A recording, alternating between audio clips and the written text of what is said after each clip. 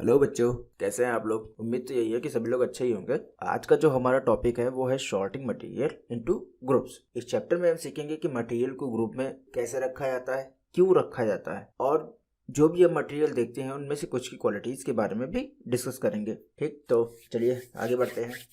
देखिए, सुबह से शाम तक हम हज़ारों चीज़ें देखते हैं। उनमें से कुछ में तो सिमिलैरिटीज़ होती हैं, कुछ एक दूसरे से अलग होती हैं। एग्जाम्पल के तौर पे चलो घर से ही शुरुआत करते हैं। आप सुबह उठे और रोज की तरह आपको जाना है स्कूल, पर बीच में आपको बहुत सारे काम करने होते हैं, जैसे फ्रेश होना है, तैयार होना है, फिर नाश्ता करना है और फिर ट्रैवल करके स्कूल जाना है। तो शुरुआती काम में जब हम लोग वॉशरूम में जाते हैं तो वहाँ हमें नहाने का साबुन मिलता है, कपड़े धोने का साबुन मिल गया, टॉवल मिल गया, शैम्पू मिलता है और भी बहुत सारी चीज़ें मिल जाती हैं। फिर जब नाश्ते की बारी आती है तो नाश्ते टेबल पे बैठते ही हमें वहाँ पर हर वैरायटी के नाश्ते मिल जाते हैं, मतलब जो घर पे बने होते हैं वो नाश्ते हमको वहाँ प्रोवाइड होते हैं। एग्जाम्पल के तौर पे जैसे ब्रेड हो गया, टोस्ट हो गया, चाय हो जाता है, जूस हो गया, खाने में जो आप पसंद करते हैं वो सारी चीज़ें। अब जब भी आप घर से निकलते हैं तो या तो आप बस से जाते हैं, या तो आप किसी कन्वेंस से जाएंगे, या अपने साधन से जाते हैं। तो जब भी मान लीजिए आप अपने साधन से जा रहे हैं तो आप जब पार्किंग में पहुंचे, तो पार्किंग में पहुंचने पर हुआ यूँ कि वहाँ पर आपको आपकी पापा की गाड़ी हो गई, आपको साइकिल या मोटरसाइकिल मिल गई, और वहाँ पर आपकी एक दो गाड़ियाँ और खड़ी होती हैं अगर घर में अवेलेबल हैं तो। ठीक है, फिर आप उसको लेके स्कूल के लिए निकल जाते हैं। अब इतना कुछ देखने के बाद आपको क्या समझ में आया? देखिए, सुबह से लेकर शाम तक के जितने भी काम होते हैं उनमें कई सारी चीज़ें यूज़ आती हैं।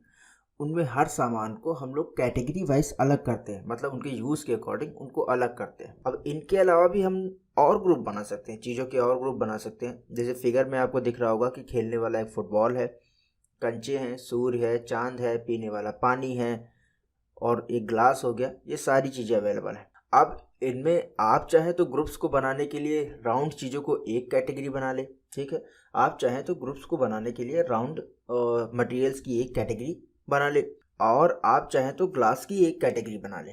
मतलब दो कैटेगरीज हो गई, जिनमें राउंड मटेरियल की अलग कैटेगरी हो जाती है और ग्लास ऑब्जेक्ट की एक अलग कैटेगरी हो जाती है। ठीक है, चलिए इसके अलावा भी हम लोग क्या करते हैं, एक राउंड ऑब्जेक्ट की कैटेगरी को लेते हैं।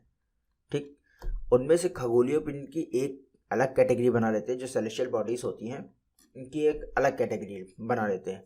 फिर दूसरी बार में खाने की जो गोल राउंड ऑब्जेक्ट्स होते हैं उनकी एक अलग कैटेगरी बना लेते हैं। खेलने वाली चीज़ों की एक अलग कैटेगरी बना लेते हैं।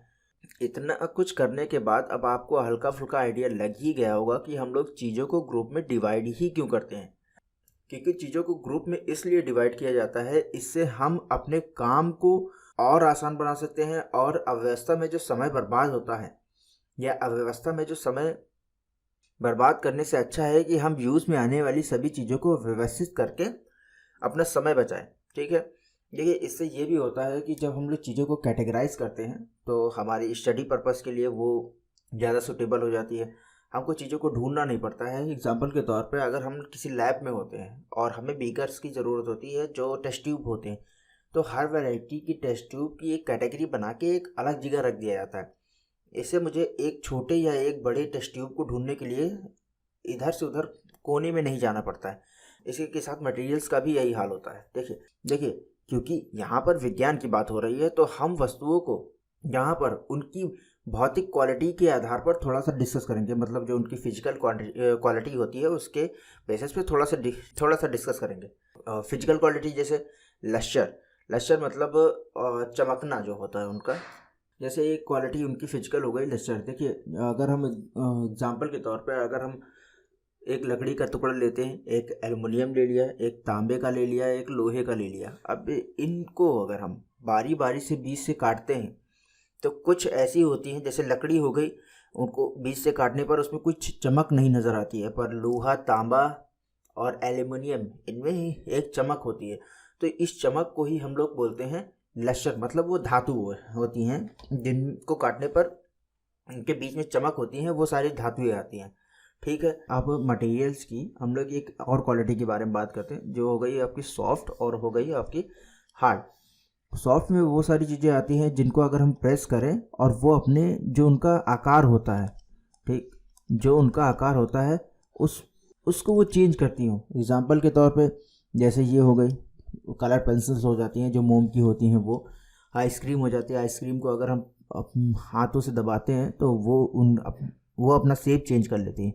कपड़े हो गए, वैक्स हो जाती है, ये सारी चीज़ें सॉर्ट हो जाती हैं। क्यों? क्योंकि अगर इनको हम लोग प्रेस करते हैं तो ये अपने साइज़ में क्या लेके आती हैं, एक साइज़ को चेंज करती हैं। फिर वो चीज़ें जो हार्ड होती हैं, जैसे डायमंड हो गया, एल्युमिनियम है, आपका आयरन है, ये सारी चीज़ें अगर हम इनको प्रेस करते हैं या दबाते हैं तो ये अपने शेप में बहुत ज़्यादा चेंजेस नहीं करते, बहुत कम ही चेंज करते हैं। अगर हम हाथ से दबाते हैं तो भी इनमें चेंजेस बिल्कुल ना के बराबर होते हैं। ऐसी चीज़ों को हम लोग हार्ड मटेरियल बोलते हैं, मतलब वो कठोर होती है।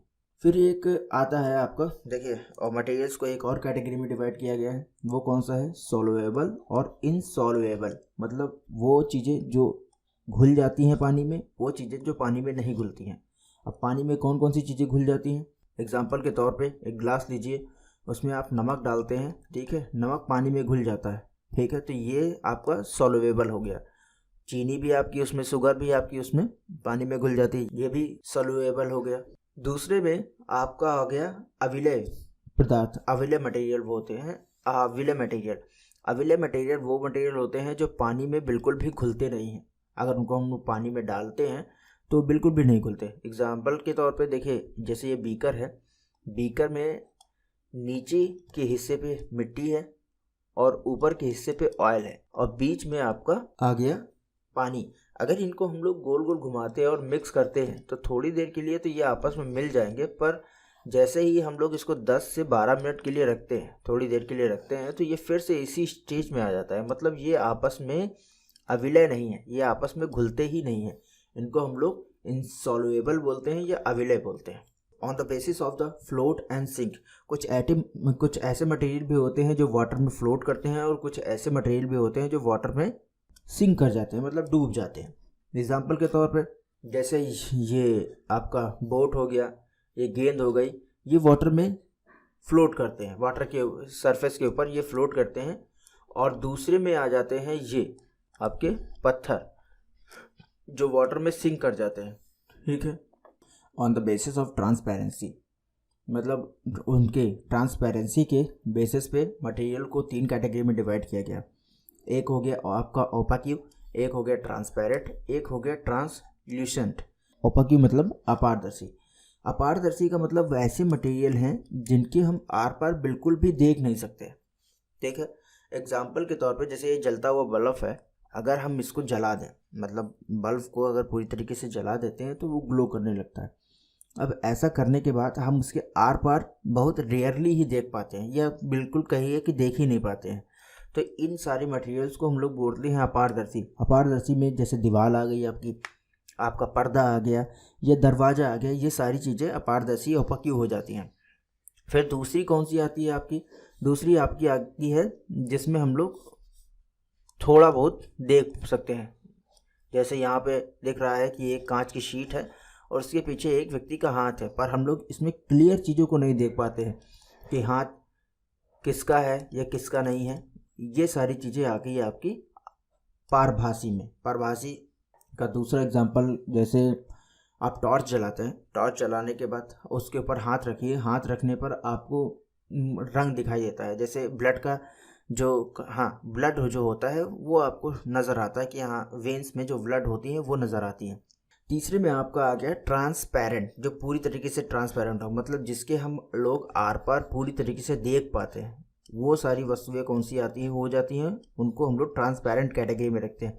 जैसे पानी का ग्लास, कांच का ग्लास सॉरी, जिसमें पानी भरा हो वो भी ट्रांसपेरेंट होता है, ठीक है। विंडो हो गई, मैक्सिमम चीज़ें जैसे हम लोग वाटर में भी देख सकते हैं एक तरीके से। अगर पानी साफ़ होता है तो उसके अंदर भी हम लोग देख सकते हैं। तो इन सारे मटेरियल्स को हम लोग बोलते हैं ट्रांसपेरेंट, मतलब पारदर्शी मटेरियल्स। तो आज के लिए इतना ही। Thank for watching.